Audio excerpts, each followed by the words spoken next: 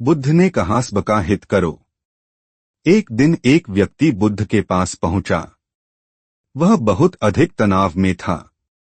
अनेक प्रश्न उसके दिमाग में घूम घूम कर उसे परेशान कर रहे थे, जैसे आत्मा क्या है, आदमी मृत्यु के बाद कहा जाता है, सृष्टि का निर्माता कौन है, स्वर्गनरक की अवधारणा कहाँ तक सच है और ईश्वर है या नहीं।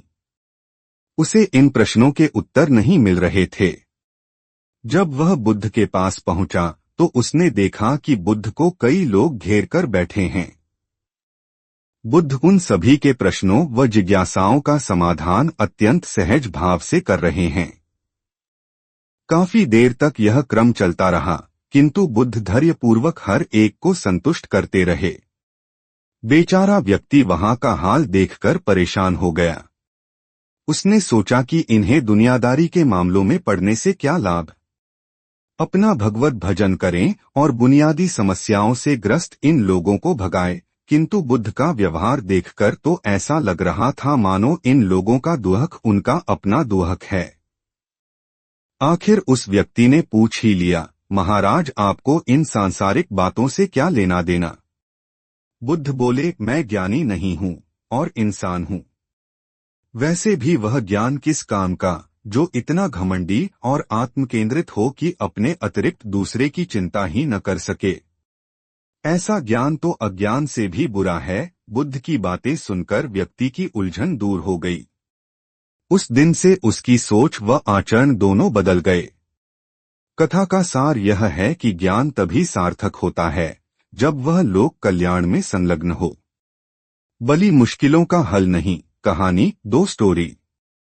राजा अजातशत्रु का राज्य बहुत अच्छा चल रहा था, किंतु कहते हैं न कि समय हमेशा एक जैसा नहीं रहता।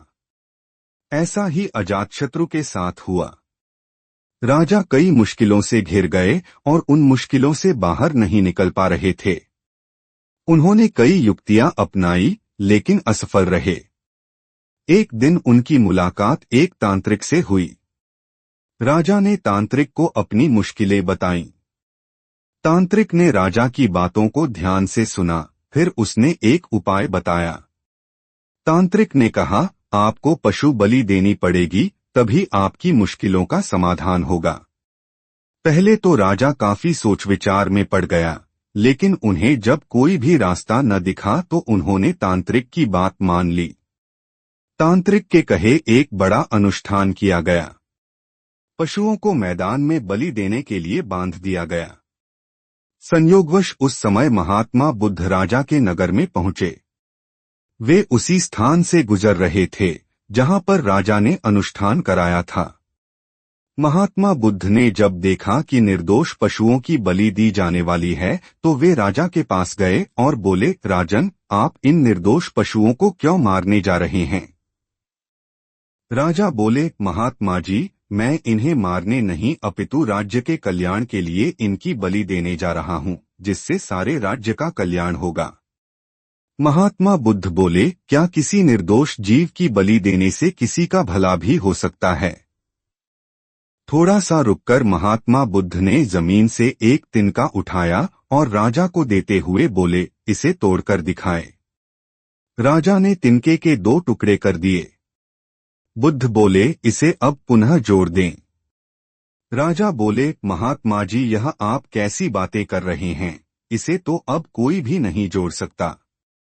तब बुद्ध राजा को समझाते हुए बोले, राजन, जिस प्रकार इस तिनके के टूट जाने के बाद आप इसे नहीं जोड़ सकते, ठीक उसी प्रकार जब आप इन पशुओं की बलि देंगे तो यह निर्दोष जीव आपके कारण मृत्यु को प्राप्त होंगे और इन्हें आप दोबारा जिंदा नहीं कर सकते, बल्कि इनके मरने के बाद आपको जीव हत्या का दोष लगेगा और आपकी मुश्किलें कम होने के बजाय और भी कहीं अधिक बढ़ जाएंगी, क्योंकि किसी भी निर्दोष जीव को मारकर कोई भी व्यक्ति खुशी नहीं प्राप्त कर सकता। आपकी समस्या का हल निर्दोष जीवों को मारने से कैसे हो सकता है। आप राजा हैं, आपको सोच विचार कर निर्णय लेना चाहिए। अगर आप सच में अपनी मुश्किलों का हल चाहते हैं तो दिमाग से काम लीजिए, मुश्किलें तो आती जाती रहती हैं। यही जिंदगी का सच है। किसी निर्दोष जीव को मारने से समस्याएं नहीं समाप्त होंगी, बल्कि उसका हल आपको बुद्धि से ही निकालना होगा। बुद्ध की बात सुनकर अजातशत्रु उनके चरणों में गिर पड़े और अपनी भूल की क्षमा मांगने लगे। अजातशत्रु ने ऐलान करा दिया कि अब से उनके राज्य में किसी निर्दोष जीव की हत्या नहीं की जाएगी। विश्वास व श्रद्धा कहानी महात्मा बुद्ध से संबंधित। भगवान बुद्ध धर्म प्रचार करते हुए काशी की ओर जा रहे थे। रास्ते में जो भी उनके सत्संग के लिए आता, उसे वह बुराइयां त्याग कर अच्छा बनने का उपदेश देते। उसी दौरान उन्हें उपक नाम का एक गृहत्यागी मिला। वह गृहस्थ को सांसारिक प्रपंच मानता था और किसी मार्गदर्शक की खोज में था। भगवान बुद्ध के तेजस्वी व निश्चल मुख को देखते ही वह मंत्रमुग्ध होकर खड़ा हो गया। उसे लगा कि पहली बार किसी का चेहरा देखकर उसे अनूठी शांति मिली है। उसने अत्यंत विनम्रता से पूछा, मुझे आभास हो रहा है कि आपने पूर्णता को प्राप्त कर लिया है। बुद्ध ने कहा, हाँ, यह सच है। मैंने निर्वाणिक अवस्था प्राप्त कर ली है। उपक यह सुनकर और प्रभावित हुआ। उसने पूछा, आपका मार्गदर्शक गुरु कौन है? बुद्ध ने कहा, मैंने किसी को गुरु नहीं बनाया। मुक्ति का सही मार्ग मैंने स्वयं खोजा है। क्या आपने बिना गुरु के तृष्णा का क्षय कर लिया है? बुद्ध ने कहा, हाँ, मैं तमाम प्रकार के पापों के कारणों से पूरी तरह मुक्त होकर सम्यक बुद्ध हो गया हूँ। उपक को लगा कि बुद्ध अहंकारवश ऐसा दावा कर रहे हैं। कुछ ही दिनों में उसका मन भटकने लगा।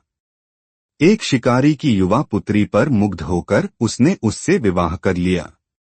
फिर उसे लगने लगा कि अपने माता पिता व परिवार का त्याग कर उनसे एक प्रकार का विश्वासघात किया है। वह फिर बुद्ध के पास पहुंचा। संशय ने पूर्ण विश्वास व श्रद्धा का स्थान ले लिया। वह बुद्ध की सेवा सत्संग करके स्वयं भी मुक्ति पथ का पथिक बन गया।